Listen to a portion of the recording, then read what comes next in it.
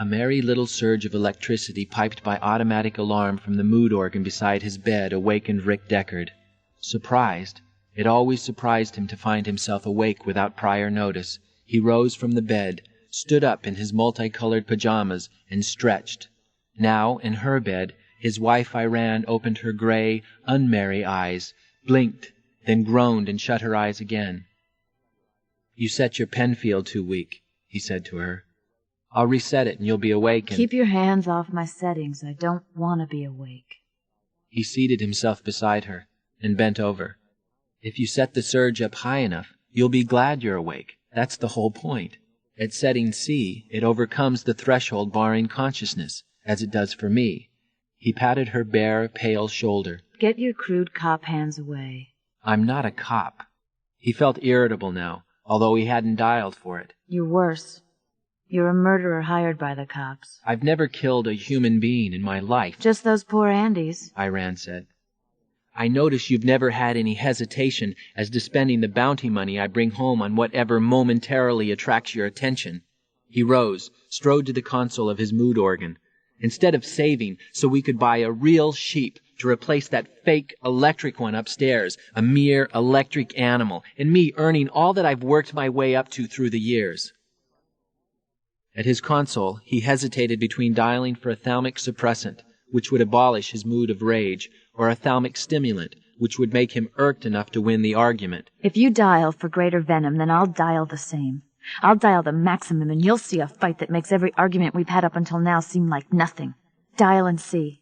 Just try me. She rose swiftly, loped to the console of her own mood organ, stood glaring at him, waiting.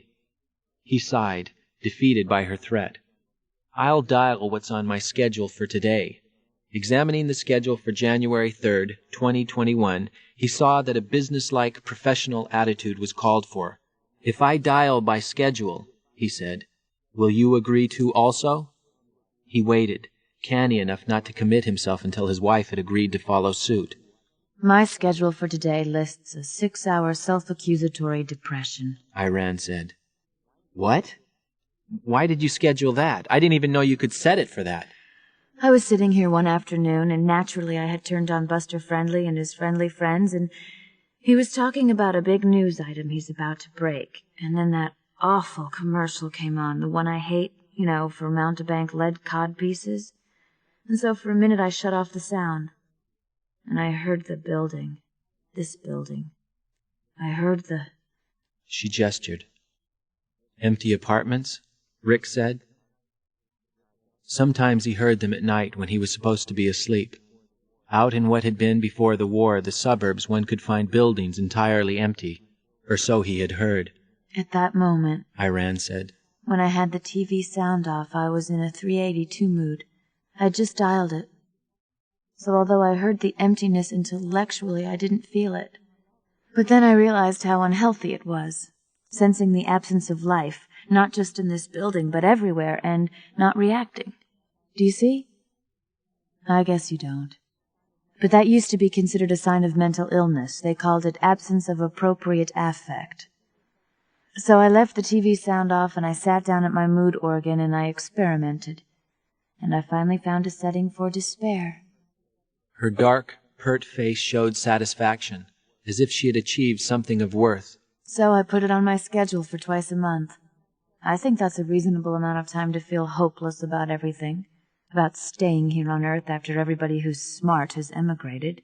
Don't you think?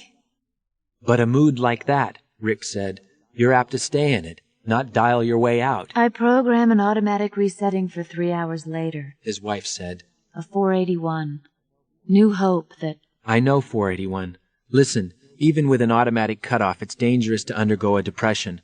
Forget what you've scheduled and I'll forget what I've scheduled. We'll dial a 104 together and both experience it. And then you stay in it while I reset mine for my usual businesslike attitude. That way, I'll want to hop up to the roof and check out the sheep and then head for the office. Meanwhile, I'll know you're not sitting here brooding with no TV." He released her slim, long fingers, passed through the spacious apartment to the living room, where he bent to turn on the TV. From the bedroom, Iran's voice came. I can't stand TV before breakfast. "Dial 888, Rick said. "The desire to watch TV no matter what's on." I don't feel like dialing anything at all now. "Then dial 3. I can't dial a setting that stimulates my cerebral cortex into wanting to dial. If I don't want to dial, I don't want to dial that most of all, because then I will want to dial, and wanting to dial is right now the most alien drive I can imagine. I just want to sit here on the bed and stare at the floor." Rick turned up the TV sound, and the voice of Buster Friendly boomed out. "Well, ho, ho, ho, folks. Time now for a brief note on today's weather. The Mongoose satellite reports that fallout will be especially pronounced toward noon, and then will taper off. So all you folks who'll be venturing out..." Appearing beside him, Iran shut off the TV set. "Okay, I give up. I'll dial. Anything you want me to be. Ecstatic sexual bliss. I feel so bad I'll even endure that. What the hell? What difference does it make?" "I'll dial for both of us," Rick said, and led her back into the bedroom. There, at her console, he dialed 594, pleased acknowledgement of husband's superior wisdom in all matters. On his own console, he dialed for a creative and fresh attitude toward his job, although this he hardly needed. Such was his habitual, innate approach without recourse to Penfield artificial brain stimulation. After a hurried breakfast, he ascended, clad for venturing out, including his Ajax model Montebank lead codpiece, to the covered roof pasture whereon his electric sheep grazed, whereon it, sophisticated piece of hardware that it was, chomped away in simulated contentment, bamboozling other tenants of the building. Of course, some of their animals undoubtedly consisted of electronic circuitry fakes too. The morning air, spilling over with radioactive motes, gray and sun-beclouding, belched about him. He sniffed involuntarily the taint of death. Well, that was too strong a description for it, he decided. The legacy of World War Terminus had diminished in potency. Those who could not survive the dust had passed into oblivion years ago, and the dust, weaker now in confronting the strong survivors, only deranged minds and genetic properties. Despite his lead codpiece, the dust undoubtedly filtered in and at him. So far, medical checkups taken monthly confirmed him as a regular, a man who could reproduce within the tolerances set by law. Any month, however, the exam could reveal otherwise. Continually, new specials came into existence, created out of regulars by the omnipresent dust. The saying, currently blabbed by posters, TV ads, and government junk mail, ran, "Immigrate or degenerate. The choice is yours." Very true, Rick thought as he opened the gate to his little pasture and approached his electric sheep. But I can't immigrate, because of my job. The owner of the adjoining pasture, his Con-App neighbor Bill Barber, hailed him. "My horse," Barber declared, "is pregnant." He indicated the big Percheron which stood staring off into space. "What do you say to that?" "I say pretty soon you'll have 2 horses. Rick had reached his sheep now. It lay ruminating, alert eyes fixed on him in case he had brought any rolled oats. The alleged sheep contained an oat-tropic circuit. At the sight of such cereals it would scramble up convincingly and amble over. "What's she pregnant by?" he asked. "The wind?" "I bought some of the highest quality fertilizing plasma available in California," Barber informed him, "through inside contacts I have with the State Animal Husbandry Board." "Ever thought of selling your horse?" Rick asked. He wished to God he had a horse, in fact any animal. Owning and maintaining a fraud had a way of gradually demoralizing one, and yet from a social standpoint it had to be done, given the absence of the real article. "It would be immoral to sell my horse," Barber said. "Sell the colt then. Having 2 animals is more immoral than not having any." "How do you mean? A lot of people have 2 animals, even 3. Exploring in his coat pockets, Rick found his creased, much-studied copy of Sydney's Animal and Fowl Catalog January supplement. He looked in the index, found colts, and presently had the prevailing national price. "I can buy a Percheron colt from Sydney's for $5,000, he said. "No, you can't. Look at the listings again. It's in italics. That means they don't have any in stock, but that would be the price if they did."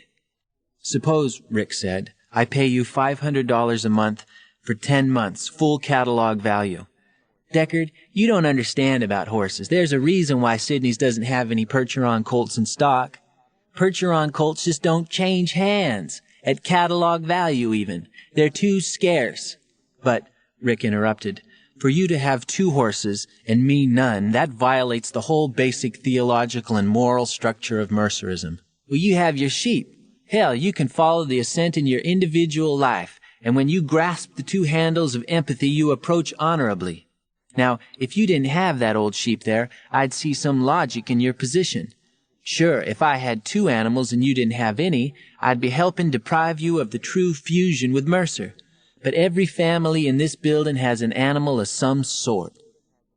Going over to his sheep, Rick bent down, searching in the thick white wool.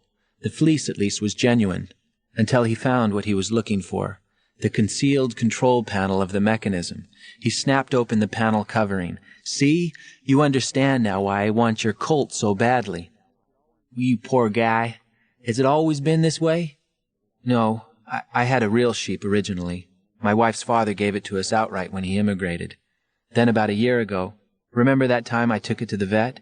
You were up here that morning when I came out and found it lying on its side and it couldn't get up. You got it to its feet, Barbara said. But then after a minute or 2 of walking around, it fell over again. Sheep get strange diseases, Rick said. Tetanus. That's what mine died of. Tetanus. Up here? Barbara said. On the roof? The hay, Rick explained. That one time I didn't get all the wire off the bale. I left a piece in Groucho. That's what I called him then. Got a scratch and contracted tetanus. I took him to the vets and he died. And I thought about it, and finally I called one of those shops that manufacture artificial animals, and I showed them the photograph of Groucho. They made this. He indicated the reclining ersatz animal. It's a premium job, but... He shrugged. Well, it's just not the same, Barbara finished. But almost.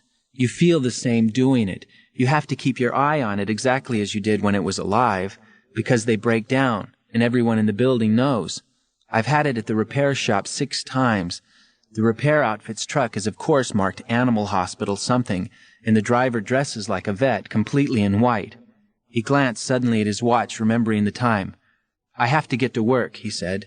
I'll see you this evening. As he started toward his car, Barbara called after him.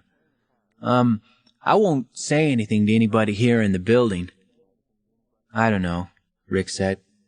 Maybe it doesn't make any difference. But they'll look down on you. Not all of them, but some. You know how people are about not taking care of an animal? They consider it immoral and anti-empathic. I mean, technically it's not a crime like it was right after WWT, but the feeling's still there. God, Rick said. I want to have an animal. I keep trying to buy one, but on my salary, on what a city employee makes. Well, you could buy a cat. Cats are cheap. Look in your Sydney's catalog. I don't want a domestic pet, Rick said. I want what I originally had, a large animal, a sheep, or if I could get the money, a cow or a steer, or what you have, a horse. The bounty from retiring 5 Andes would do it, he realized. But, he thought, the 5 Andes first have to make their way to Earth from one of the colony planets. I can't control that. And even if I could, the Andes would specifically have to take up residence in Northern California. Buy a cricket, Barbara suggested. Or a mouse. Hey, for $25 you can buy a full-grown mouse. Your horse could die, Rick said, like Groucho died, without warning. He strode off, car key in his hand. Sorry if I offended you, Barbara said. In silence, Rick Deckard plucked open the door to his hover car. He had nothing further to say to his neighbor. His mind was on his work, on the day ahead. In a giant, empty, decaying building which had once housed thousands, a single TV set hawked its wares to an uninhabited room. The ownerless ruin had, before World War Terminus, been tended and maintained. Here had been the suburbs of San Francisco. No one today remembered why the war had come about or who, if anyone, had won. The dust, which had contaminated most of the planet's surface, had originated in no country, and no one, even the wartime enemy, had planned on it. First, strangely, the owls had died. After the owls, of course, the other birds followed. But by then the mystery had been grasped and understood.